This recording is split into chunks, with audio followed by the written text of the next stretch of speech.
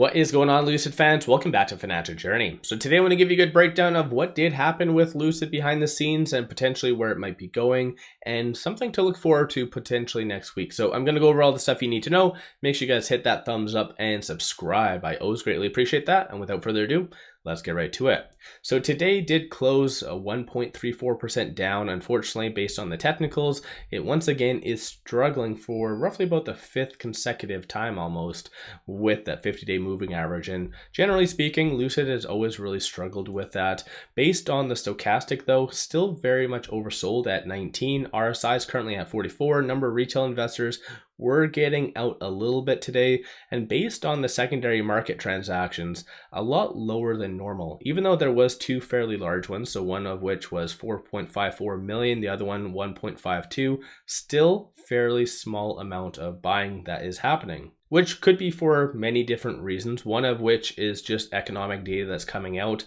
Obviously, I think I'm very much optimistic about it, but on the opposite end, there could be some justification for it to be very much fearful. One of which is, for instance, ADP non-farm employment on Wednesday. There is also non-farm payroll on Friday. The feds are speaking multiple different times throughout the week. So I think at the end of the day, it's a little bit more of a Russian roulette. Some positives, some negatives. Nobody necessarily knows where it goes, but based on this, it looks like big money is more so just taking a step back. And of course, that's probably why it's not really having that good of a push to push it and stay above the 50-day moving average. I'll give you a quick update on shorts before I touch on what is coming next week. Short score is currently 83, utilization is 100%. And as far as what shorts did, they surprisingly enough, even though it was a red day, they ended up returning 226,000 shares. 21.27% is shorted, or the short interest, which is a percentage of the free float. 138.1 million shares overall being shorted, so just be aware of that. And cost to borrow is kind of going up a little bit, so the average being 14.93. But I think at the end of the day, there isn't really any known catalyst coming out for Lucid that could really give it a good squeeze, unless there's some possible kind of unveiling of the gravity in the next couple of weeks, but who knows. Unfortunately, Lucid didn't really clarify that on the previous earnings, just said that it's going to be coming soon. But as you can see right here, the PIF Private Sector Forum is going to be held between March the 14th and the 15th. So of course, Lucid is going to be very much the focal point of that. And more so as well, to give a shout out to 𝗖𝗧𝗛𝗧𝗛, who is the Global VP and Managing Director of Lucid Middle East.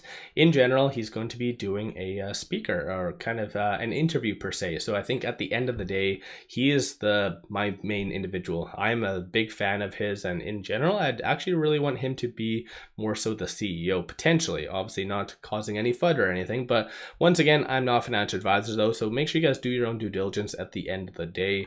When it comes down to the PIF and Lucid, clearly anything associated to the PIF could result in some pretty good catalysts. And generally, whenever the PIF does come out and have one of these kind of forums, it usually results in something very much positive. So if you do remember this time last year, this is roughly around the time period that the Saudi Arabia government did also come out with that up to 100,000 order for vehicles. So definitely something might be coming down the pipeline. So a lot of people are starting to speculate what potentially this might result in. So as you can see, what is this event basically mean for Lucid? So it goes over saying Lucid and local suppliers to sign MOUs and agreements to supply them with production materials for the AMP2.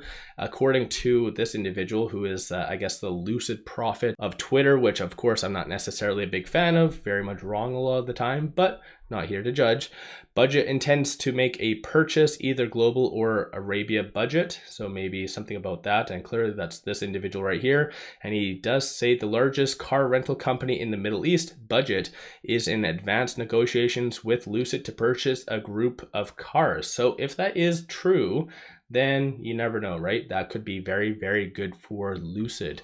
Outside of that though, interview/update from 𝗖𝗧𝗛𝗧𝗛. So of course, I think in general, that one is a big one because as I've said it in the past, his last podcast that he did participate in, he says more in that than Lucid has said in all of their last earnings combined. So I'm a very big fan of his, to say the least. And also it says Lucid and 𝗪𝗔𝗔𝗔.gov.ca or SA, program to sign a agreement to help Lucid secure missing components, materials for existence in Saudi Arabia for global production. And I think that one's a pretty good one. Ties back into what this individual is saying about potentially a group of cars or about that budget order.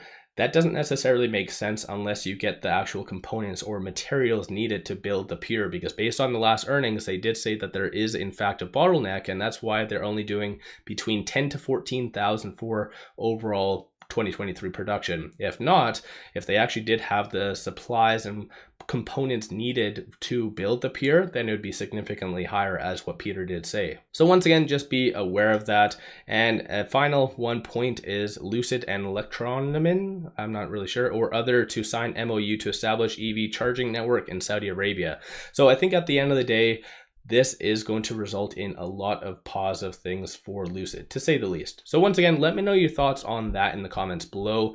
But generally speaking, if you are one of those individuals like myself that likes to look at numbers, the current multiple for the next 12 months in advance is only at 12.3, which is mind-blowingly low, insinuating that Lucid is at a substantial discount.